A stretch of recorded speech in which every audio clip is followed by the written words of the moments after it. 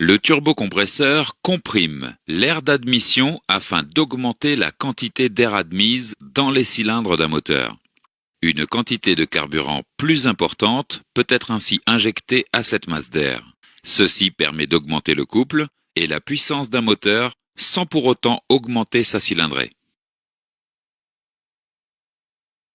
Le turbocompresseur est constitué principalement des éléments suivants: une turbine, un compresseur, un arbre et un palier central équipé de roulements ou de bagues. Les gaz d'échappement sortent du moteur avec une certaine vitesse de circulation. Les gaz d'échappement entraînent la turbine.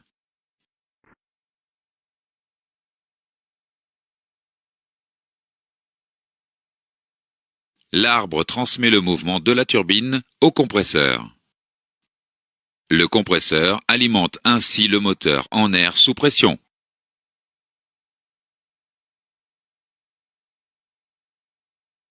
Le palier central en contact avec les gaz d'échappement s'échauffe. Le compresseur est protégé de la chaleur par le palier central. Le circuit d'huile assure le refroidissement et la lubrification des éléments du palier central. Certains turbocompresseurs possèdent un passage d'eau relié au circuit de refroidissement du moteur pour dissiper la chaleur. L'air en sortie de compresseur s'échauffe. Pour augmenter la performance de certains moteurs, un échangeur d'air est rajouté.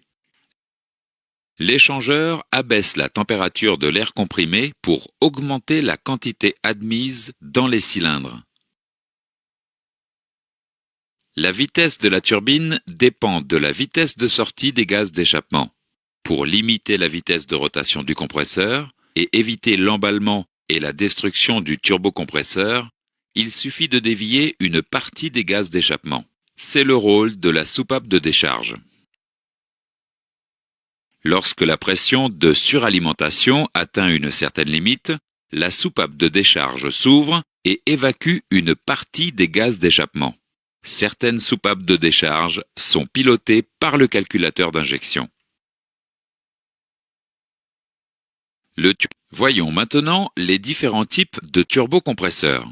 Le turbocompresseur à géométrie variable multi-ailette est composé principalement des éléments suivants: un compresseur, une turbine, des ailettes et une commande pneumatique. Les ailettes sont situées sur la turbine. La régulation de la vitesse de sortie des gaz d'échappement est obtenue en modifiant l'orientation des ailettes. L'orientation des ailettes est modifiée par le calculateur d'injection pour augmenter ou diminuer la vitesse de rotation de la turbine en fonction de la charge du moteur. Le calculateur d'injection assure le pilotage des ailettes au moyen de la commande pneumatique. Voyons maintenant le turbocompresseur à tiroir coulissant. Le turbocompresseur à tiroir coulissant est composé principalement des éléments suivants: un tiroir, une commande pneumatique, une turbine et des ailettes fixes. La régulation de la vitesse de sortie des gaz d'échappement est obtenue en modifiant la position du tiroir coulissant. Le tiroir coulissant laisse passer plus ou moins de gaz d'échappement vers la turbine à travers les ailettes fixes. La position du tiroir est modifiée par le calculateur d'injection pour augmenter ou diminuer la vitesse de rotation de la turbine en fonction de la charge du moteur. Le calculateur d'injection assure le pilotage du tiroir coulissant au moyen de la commande pneumatique. Voyons maintenant le fonctionnement du clapet anti-pompage. Certains moteurs à essence possèdent un clapet anti-pompage qui dérive l'air d'admission et empêche une surpression sur le compresseur. Lorsque le papillon est ouvert, le moteur aspire l'air d'admission. Lorsque l'accélérateur est relâché rapidement, le papillon se ferme et la pression augmente dans le conduit d'admission. C'est le phénomène de pompage.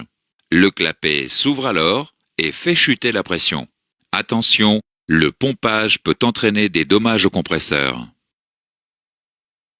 Certains moteurs sont équipés d'un turbocompresseur à double conduit d'échappement.